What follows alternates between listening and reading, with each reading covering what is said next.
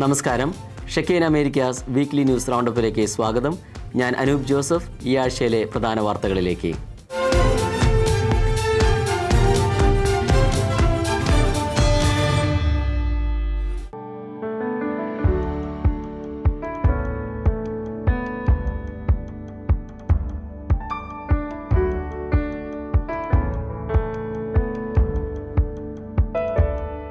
കഴിഞ്ഞ 9 ദിവസമായി ഛത്തീസ്ഗഡ് ജയിലിൽ കഴിഞ്ഞിരുന്ന കന്യാസ്ത്രീകളായ സിസ്റ്റർ പ്രീതി മേരി, സിസ്റ്റർ വന്ദന ഫ്രാൻസിസ് എന്നിവർക്കാണ് NIA കോടതി ജാമ്യം അനുവദിച്ചത്. ജാമ്യം അനുവദിച്ചതിനെ തുടർന്ന് ഇരുവരും ജയിൽ മോചിതരായി. ഇന്നലെ ജാമ്യഹർജിയിൽ അന്വേഷണം ആരംഭഘട്ടത്തിലാണ് എന്ന വാദം മാത്രമേ പ്രോസിക്യൂഷൻ കോടതിയിൽ ഉന്നയിച്ചിരുന്നുള്ളൂ. അറസ്റ്റിനെ തുടർന്ന് രാജ്യത്തിന്റെ വിവിധ ഭാഗങ്ങളിൽ ശക്തമായ പ്രതിഷേധം ഉയർന്നിരുന്നു. കേരളത്തിൽ നിന്നും UDF, LDF, BJP നേതാക്കൾ ഛത്തീസ്ഗഡിലെത്തി. വളരെ ആവേശത്തോടെയാണ് ജാമ്യം ലഭിച്ച വിവരം സ്വീകരിച്ചത്. ജയിലിൽ നിന്നും കന്യാസ്ത്രീകൾ പുറത്തു വന്നപ്പോൾ വലിയ രീതിയിലുള്ള വൈകാരിക പ്രതികരണങ്ങളാണ് ഉണ്ടായത്. 2 കോടതികൾ കഴിഞ്ഞാണ് NIA കോടതിയിലേക്ക് ജാമ്യാപേക്ഷ എത്തിയത്. ബിലാസ്പൂർ NIA കോടതിയാണ് വിധി പറഞ്ഞത്. ഉപാധികളോടെയാണ് ജാമ്യം അനുവദിച്ചിരിക്കുന്നത്. 50,000 രൂപയുടെ ബോണ്ട്, 2 ആൾ ജാമ്യം, പാസ്പോർട്ട് കോടതിയിൽ കെട്ടിവെക്കണം, രാജ്യം വിട്ടുപോകാൻ പാടില്ല, മാധ്യമങ്ങളോട് സംസാരിക്കരുത് തുടങ്ങിയവയാണ് ഉപാധികൾ. കന്യാസ്ത്രീകൾക്ക് വീട്ടിലേക്ക് പോകുന്നതിന് വിലക്കുകളില്ല. ജാമ്യം ലഭിച്ച വിവരം സന്തോഷ കണ്ണുനീരിലൂടെയാണ് രാജ്യം കേട്ടത്. കന്യാസ്ത്രീകളെ ദുർഗിലെ കന്യാസ്ത്രീ മഠത്തിലേക്ക് മാറ്റി. വീണ്ടും പ്രകോപനമായി ട്രംപ് 6 ഇന്ത്യൻ കമ്പനികൾക്കെതിരെ ഉപരോധം ഏർപ്പെടുത്തി. ഇറാനിൽ നിന്നും എണ്ണ വ്യാപാരം നടത്തിയതിനാണ് നടപടി. പട്ടികയിൽ UAE, ചൈനീസ് കമ്പനികളും ഉണ്ടെന്നാണ് റിപ്പോർട്ട്. ഇന്ത്യക്കുമേൽ 25% ഇറക്കുമതി തീരുവയും പിഴയും പ്രഖ്യാപിച്ചതിനു പിന്നാലെ കൂടുതൽ പ്രകോപനവുമായി US. ഇന്ത്യ ആസ്ഥാനമായ Kanchan polymers, chemical solutions, Jupiter ഡേകം, global industrial chemicals, persistent Petrochem, റാംനിക്കലാലസ്, ഗൊസാലിയ ആൻഡ് കമ്പനി എന്നിവയ്ക്കെതിരെ US ഡിപ്പാർട്ട്മെന്റ് ഓഫ് സ്റ്റേറ്റ് ഉപരോധം പ്രഖ്യാപിച്ചു. ഇറാനിൽ നിന്നും ഉപരോധം ലംഘിച്ച് എണ്ണ വാങ്ങിയെന്ന് ചൂണ്ടിക്കാട്ടിയാണ് നടപടി. കമ്പനികൾക്കും കമ്പനിയുടെ ഉടമകൾക്കും 50% അതിലധികമോ ഓഹരി പങ്കാളിത്തമുള്ളവർക്കും ഉപരോധം ബാധകമാണ്. ആണവ വിഷയത്തിൽ ഇറാനുമായി ചർച്ചകൾ അലസിയ പശ്ചാത്തലത്തിലാണ് ഇറാനുമേൽ US കടുത്ത ഉപരോധം പ്രഖ്യാപിച്ചത്. ഉപരോധം ലംഘിച്ച് ഇറാന്റെ ക്രൂഡ് ഓയിൽ, പെട്രോകെമിക്കൽ എന്നിവ വാങ്ങുന്ന കമ്പനികൾക്കും അവ നീക്കം ചെയ്യുന്ന വെസലുകൾക്കും മേൽ ഉപരോധ ഭീഷണിയും US മുഴക്കിയിരുന്നു. എൽസ ഷിപ്പ് മാനേജ്മെന്റ് എന്ന ഇന്ത്യൻ കമ്പനിക്കെതിരെ നേരത്തെ US ഉപരോധം പ്രഖ്യാപിച്ചിരുന്നു. ഇറാനുമായി ഇടപാടുകൾ നടത്തുന്നുവെന്ന് ചൂണ്ടിക്കാട്ടി UAEയുടെ 5, തുർക്കിയുടെ 3, ചൈനയുടെ 2, ഇന്തോനേഷ്യയുടെ 1 എന്നിങ്ങനെ കമ്പനികൾക്കും ഉപരോധം ഏർപ്പെടുത്തിയെന്ന് US വ്യക്തമാക്കി. ഇറാനിലെ ഫറദനേസ് ടെക്നിക്കൽ ഇൻസ്പെക്ഷൻ സർവീസ് കമ്പനികൾക്കും അവനി ലൈൻസ് എന്ന കമ്പനിക്കും ഉപരോധമുണ്ട്. വിവിധ രാജ്യങ്ങളുടെ ഉൽപ്പന്നങ്ങൾക്ക് അധിക തീരുവ ചുമത്താനുള്ള ഉത്തരവിൽ അമേരിക്കൻ പ്രസിഡന്റ് ഡൊണാൾഡ് ട്രംപ് ഒപ്പുവെച്ചു. ഓഗസ്റ്റ് 7 മുതൽ ഉത്തരവ് പ്രാബല്യത്തിൽ വരും. 10 മുതൽ 41% വരെ അധിക തീരുവ ചുമത്താനാണ് നീക്കം. പുതിയ ഉത്തരവ് പ്രകാരം ഇന്ത്യക്ക് മേൽ ചുമത്തിയിരിക്കുന്നത് 25% അധിക നികുതിയാണ്. വ്യാപാര രീതികളിലെ ദീർഘകാല അസന്തുലിതാവസ്ഥയുടെ ഭാഗമായാണ് താരിഫ് ചുമത്തുന്നതെന്നാണ് ട്രംപ് ഭരണകൂടത്തിന്റെ നിലപാട്. ഏറ്റവും ഉയർന്ന തീരുവ സിറിയയ്ക്കാണ് 41%. കാനഡയ്ക്ക് മേൽ ചുമത്തിയിരുന്ന താരിഫ് നിരക്ക് 25% നിന്ന് 35% ഉയർത്തിയിട്ടുണ്ട്. നിയമവിരുദ്ധ മയക്കുമരുന്ന് പ്രതിസന്ധിയിൽ നടപടിയെടുക്കുന്നതിൽ കാനഡ പരാജയപ്പെട്ടത് ചൂണ്ടിക്കാണിച്ചാണ് താരിഫ് നിരക്ക് ഉയർത്തിയതെന്നാണ് വിശദീകരണം. Pakistan, Malaysia, Indonesia, Cambodia, Philippines, Thailand 19%, Iraq, Serbia 35%, Laos, Myanmar 40%, Syria 41%, Brazil, Britain, Falkland ദ്വീപുകൾ 10%, Switzerland 39%, Algeria, Bosnia and Herzegovina, Libya, ദക്ഷിണാഫ്രിക്ക 30%, India, Brunei, Kazakhstan, Moldova, Tunisia 25%, Bangladesh, Sri Lanka, Taiwan, Vietnam 20%, Nicaragua 18%, Israel, Japan, തുർക്കി, Nigeria, Ghana 15% എന്നിങ്ങനെയാണ് പുതിയ tariff കണക്കുകൾ. European യൂണിയനെ സംബന്ധിച്ച് 15%-ൽ കൂടുതൽ American തീരുവ നിരക്കുകളുള്ള സാധനങ്ങൾക്ക് പുതിയ താരിഫുകൾ ബാധകമല്ല. എന്നാൽ 15%-ൽ താഴെ തീരുവ നിരക്കുകളുള്ള സാധനങ്ങൾക്ക് നിലവിലെ തീരുവ നിരക്കിൽ നിന്ന് 15% മൈനസ് ചെയ്യുന്ന തരത്തിൽ താരിഫ് ക്രമീകരിക്കും. വ്യാപാര കമ്മിയുള്ള രാജ്യങ്ങൾക്ക് 15% അടിസ്ഥാന താരിഫാകും നിലനിൽക്കുക. നേരത്തെ ഓഗസ്റ്റ് 1 മുമ്പ് വ്യാപാര കരാറുകൾ അന്തിമമാക്കണമെന്ന് ട്രംപ് മുന്നറിയിപ്പ് നൽകിയിരുന്നു. ഉത്തരവിൽ ഒപ്പുവെച്ച് 7 ദിവസത്തിനു ശേഷം പുതിയ താരിഫ് നിരക്കുകൾ പ്രാബല്യത്തിൽ വരും. ഓഗസ്റ്റ് 7 മുമ്പ് കപ്പലുകളിൽ കയറ്റുകയും ഒക്ടോബർ 5 അമേരിക്കയിൽ എത്തുകയും ചെയ്യുന്ന സാധനങ്ങൾക്ക് പുതിയ നിരക്കുകൾ ബാധകമാകില്ല. എന്നാൽ കനേഡിയൻ ഇറക്കുമതികൾക്ക് ചുമത്തിയിരിക്കുന്ന 35% താരിഫ് ഇന്നു മുതൽ പ്രാബല്യത്തിൽ വരും. പാലസ്തീൻ രാഷ്ട്രത്തെ അംഗീകരിക്കുമെന്ന് പ്രഖ്യാപിച്ച കാനഡയെ വിമർശിച്ച് US പ്രസിഡന്റ് ഡൊണാൾഡ് ട്രംപ്. പാലസ്തീനോടുള്ള പിന്തുണ കാനഡയുമായുള്ള വ്യാപാര കരാറിന് തടസ്സമാകുമെന്നും ട്രംപ് മുന്നറിയിപ്പ് നൽകി. പലസ്തീൻ അതോറിറ്റി ചില നിബന്ധനകൾക്ക് വിധേയമായാൽ പലസ്തീനെ ഒരു രാഷ്ട്രമായി കാനഡ അംഗീകരിക്കുമെന്ന് പ്രധാനമന്ത്രി മാർക്ക് കാർണി പറഞ്ഞിരുന്നു. ഇതിനു പിന്നാലെയാണ് കാനഡയുമായുള്ള വ്യാപാര യുദ്ധം ശക്തമാക്കാനുള്ള നീക്കവുമായി അമേരിക്കൻ പ്രസിഡന്റ് ഡൊണാൾഡ് ട്രംപ് രംഗത്തെത്തിയത്. പലസ്തീൻ രാഷ്ട്രത്തിനായുള്ള കാനഡയുടെ പിന്തുണ ഇരു രാജ്യങ്ങളും തമ്മിലുള്ള വ്യാപാര ചർച്ചകൾക്ക് തടസ്സമാകുമെന്നാണ് ട്രംപിന്റെ മുന്നറിയിപ്പ്. മാർക്ക് കാർണിയുടെ പ്രഖ്യാപനത്തിനു ശേഷം കാനഡയുമായി ഒരു വ്യാപാര കരാർ ഉണ്ടാക്കുന്നത് വളരെ ബുദ്ധിമുട്ടുള്ള കാര്യമാണെന്ന് ട്രംപ് പറഞ്ഞു. ഓഗസ്റ്റ് 1 രാജ്യങ്ങൾ തന്റെ ഭരണകൂടവുമായി വ്യാപാര കരാറുകൾ പൂർത്തിയാക്കണമെന്ന് പ്രസിഡന്റ് ഡൊണാൾഡ് ട്രംപ് സമയപരിധി നിശ്ചയിച്ചിരുന്നു.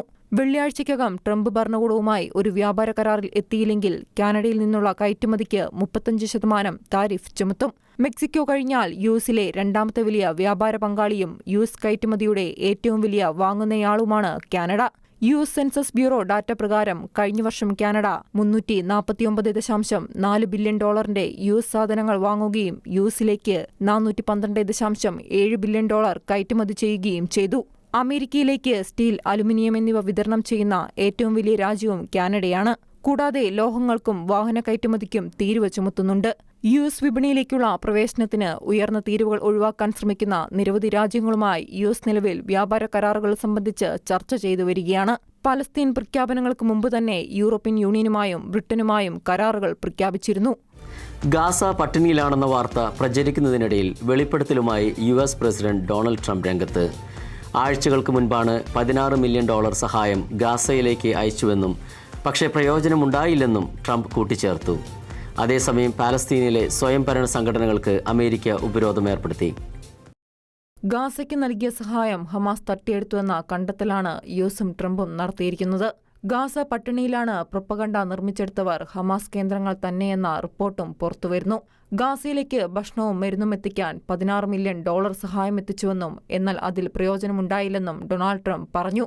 ഗാസയിലെ പട്ടിണി അതിരൂക്ഷമായ അവസ്ഥയിലാണ് ട്രംപ് സഹായം അനുവദിച്ചത്. ആഴ്ചകൾക്ക് മുമ്പ് തന്നെ അമേരിക്ക ധനസഹായം അയച്ചതാണ്. എന്നാൽ ഭക്ഷണവും പണവും ഹമാസ് കൈക്കലാക്കുകയാണെന്ന് ട്രംപ് പറഞ്ഞു. അമേരിക്കയുടെ സഹായത്തിൽ ആരും നന്ദി പറഞ്ഞ് കണ്ടില്ലെന്നും ട്രംപ് കൂട്ടിച്ചേർത്തു. ഗാസയിലെ പട്ടിണി അതിരൂക്ഷമായ അവസ്ഥയിലാണെന്നും ഗാസയോടുള്ള ഇസ്രായേലിന്റെ സമീപനം പുനഃപരിശോധിക്കണമെന്ന നിർദ്ദേശവും അമേരിക്കൻ പ്രസിഡന്റ് മുന്നോട്ടുവച്ചു. പുതിയ സഹായ പദ്ധതി നടപ്പിലാക്കുന്നതിന് മുമ്പ് ഗാസയിലെ ഭക്ഷ്യവിതരണ കേന്ദ്രങ്ങൾ പരിശോധിക്കുന്നതിനായി യുഎസ് പ്രത്യേക പ്രതിനിധി സ്റ്റീവ് വിറ്റ്കോഫും ഇസ്രായേലിലെ അംബാസഡർ മൈക്ക് ഹക്കബിയും വെള്ളിയാഴ്ച ഗാസയിലേക്ക് പോകുമെന്നും വൈറ്റ് ഹൌസ് പ്രഖ്യാപിച്ചു. അതേസമയം പാലസ്തീനിലെ സ്വയംഭരണ സംഘടനകൾക്ക് അമേരിക്ക ഉപരോധം ഏർപ്പെടുത്തി. Palestine authority, Palestine liberation organisation എന്നീ സംഘടനകൾക്കാണ് യുഎസ് ഉപരോധം ഏർപ്പെടുത്തിയത്. ഗാസയിലെ സമാധാന ശ്രമങ്ങൾക്ക് തടസ്സം നിൽക്കുന്നുവെന്ന് ആരോപിച്ചാണ് നടപടി.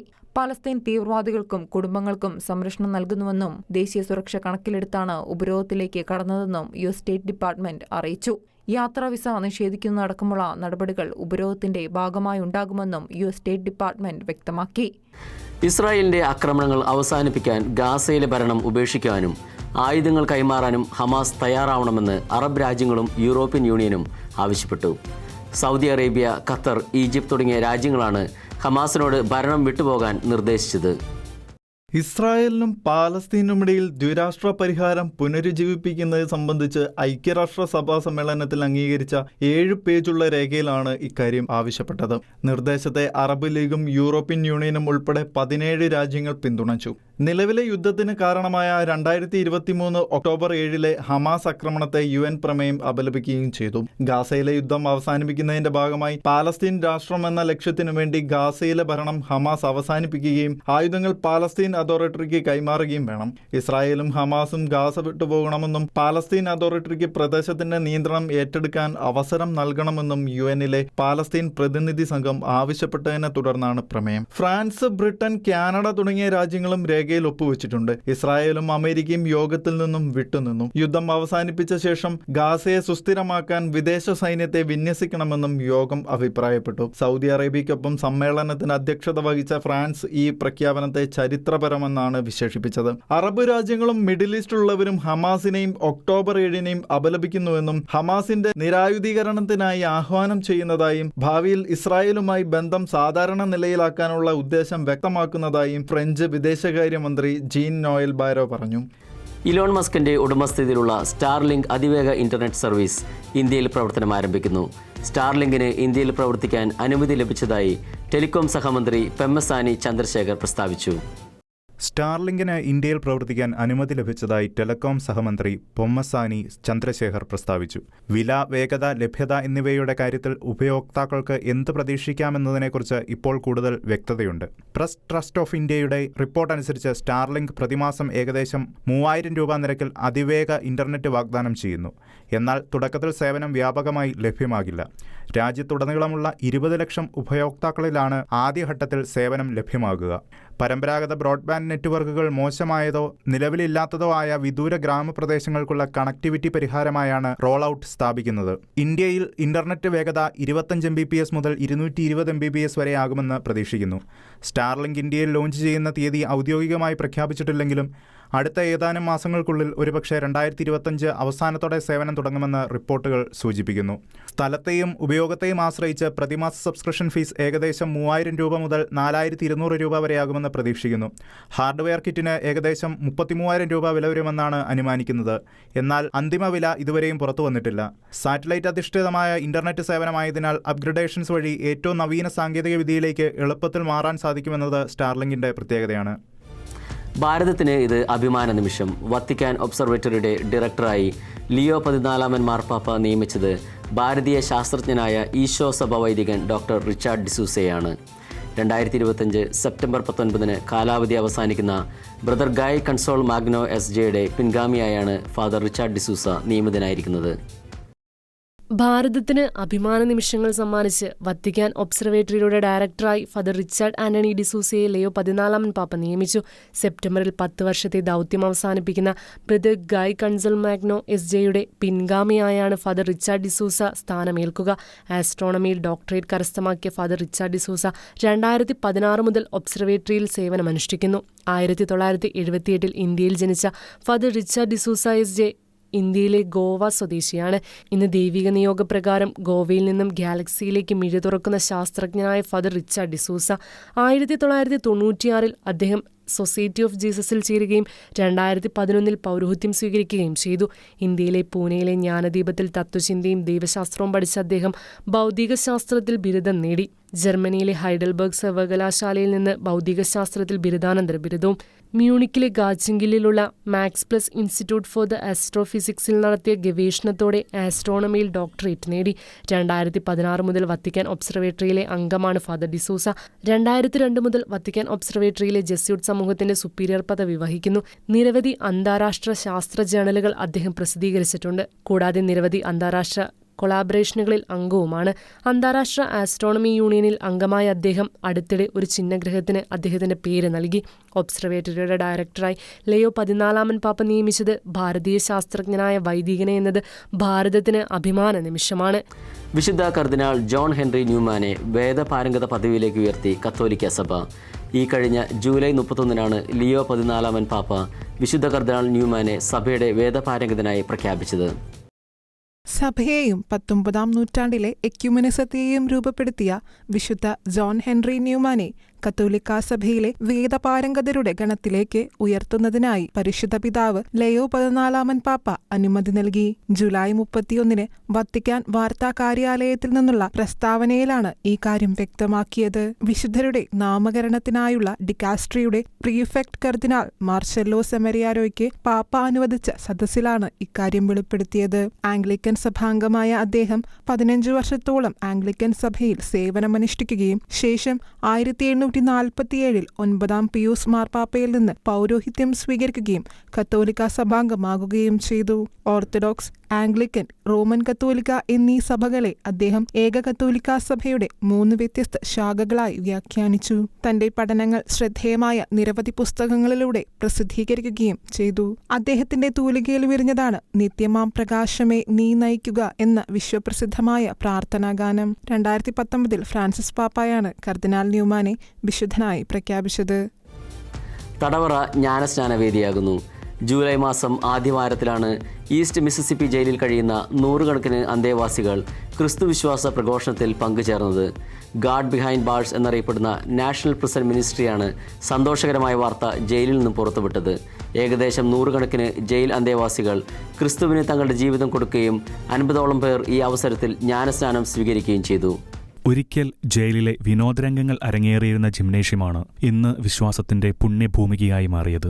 ആത്മീയ അന്ധകാരവും കുറ്റകൃത്യങ്ങളും കൊണ്ട് നടമാടിയിരുന്ന മനസ്സുകളും ജയിലറയും ദൈവസാന്നിധ്യത്തിന്റെ നിറവായി മാറി എന്നതാണ് ഈസ്റ്റ് മിസിസിപ്പിയിലെ തടവറയിലെ അത്ഭുതം. ആരാധനാഗീതങ്ങളും സാക്ഷ്യങ്ങളും ജയിലറയ്ക്കുള്ളിൽ അലയടിച്ചു. കാലാകാലങ്ങളായി ആസക്തിയും നിരാശയും വേദനയും അക്രമവാസനയും കൊണ്ട് കഠിനമാക്കപ്പെട്ട ഹൃദയങ്ങളിലേക്കാണ് ദൈവസ്നേഹത്തിന്റെ അഗ്നി നിറഞ്ഞത്. അമേരിക്കൻ ഐക്യനാടുകളിലൊന്നായ മിസിസിപ്പിയുടെ തലസ്ഥാന നഗരിയായ ജാക്സണിൽ നിന്നും ഏകദേശം 100 കിലോമീറ്റർ കിഴക്ക് ഭാഗത്തായിട്ടാണ് ലോഡാർഡേ കൗണ്ടിയിൽ സ്ഥിതി ചെയ്യുന്ന പുരുഷന്മാർ മാത്രം താമസിച്ചു വരുന്ന ജയിൽ സ്ഥിതി ചെയ്യുന്നത്. വളരെ കുപ്രസിദ്ധിയാർജിച്ച ഈ ജയിലിൽ ഏകദേശം 1500 തടവുകാർക്ക് ഒരേ സമയം താമസിക്കുവാനുള്ള സാഹചര്യമുണ്ട്. ഒരിക്കൽ ആത്മീയ അന്ധകാരത്തിലും നിരാശയിലും പെട്ട് മിസിസിപ്പിയിലെ ഏകാന്ത തടവുകാരനായി കഴിയുമ്പോഴാണ് ജോണി ഷാങ് യേശുക്രിസ്തുവിനെ കണ്ടുമുട്ടുന്നത്. ഒരിക്കൽ താൻ ജീവിച്ചിരുന്ന ജയിലിന്റെ മതിലുകൾക്കുള്ളിൽ തന്റെ മാനസാന്തര കഥ പങ്കുവച്ചപ്പോൾ തടവറയിലെ 100 കണക്കിന് മനുഷ്യരുടെ ഹൃദയത്തിലേക്കാണ് ദൈവസ്നേഹം കിനിഞ്ഞിറങ്ങിയത്. സൗഖ്യത്തിന്റെയും സ്നേഹത്തിന്റെയും സുഗന്ധം അന്ന് ആ തടവറയിലെങ്ങും വ്യാപിച്ചു. കൂടെ കൂടെ തടവുകാരോട് ദൈവവചനം പങ്കുവച്ചു. ആത്മാർത്ഥമായ മനസ്താപത്തോടെ അന്തേവാസികൾ ഓരോരുത്തരും ക്രിസ്തുവിശ്വാസം സ്വീകരിച്ചു. പൊതുവായി സത്യവിശ്വാസം ഏറ്റുപറഞ്ഞ് 50ഓളം തടവുപുള്ളികൾ ജ്ഞാനസ്നാനം സ്വീകരിച്ചു. ഇതൊരു സ്വർഗം തുറന്നുവന്ന അനുഭവമായിരുന്നുവെന്ന് ഗോഡ് ബിഹൈൻഡ് ബാറിന്റെ അണിയറ പ്രവർത്തകർ പറയുകയുണ്ടായി. 2009 മുതൽ അമേരിക്കൻ ഐക്യനാടുകളിലെങ്ങും ജയിലുകൾ തോറും ഗാഡ് ബിഹൈൻഡ് ബാർ മിനിസ്ട്രിയുടെ പ്രവർത്തനങ്ങൾ സജീവമായി നടത്തിവരുന്നുണ്ട്. ജയിലറയുടെ ഏകാന്തതയിൽ കഴിയുന്ന സ്ത്രീ പുരുഷന്മാർക്ക് വചനം പങ്കുവച്ചു കൊടുക്കുകയും വിശ്വാസത്തിലേക്ക് അവരെ നയിക്കുകയും ചെയ്യുന്നുണ്ട്. രക്ഷിക്കപ്പെടുവാൻ കഴിയാത്ത വിധം ദൈവത്തിൽ നിന്ന് ആരും അകറ്റപ്പെട്ടിട്ടില്ല. യേശുക്രിസ്തു തടവുകാരെ സ്നേഹിക്കുന്നു. മിനിസ്ട്രിയുടെ സ്ഥാപകനായ ജെയ്ക്ക് ബോഡിൻ പറഞ്ഞുവെക്കുന്നു. ഈ ആത്മീയ ഉണർവിന്റെ അനുരണനങ്ങൾ ദിനംതോറും ഓരോരോ തടവുകാരെ പ്രാർത്ഥനാ സഹായത്തിനായും ആത്മീയ നിർദ്ദേശങ്ങൾ തേടിയും ശുശ്രൂഷകരുടെ പക്കൽ എത്തിക്കുന്നുണ്ട്. Shekinah Americas weekly news round up ഇവിടെ പൂർണ്ണമാകുന്നു. കൂടുതൽ വാർത്തകളുമായി അടുത്ത ആഴ്ച വീണ്ടും കാണാം.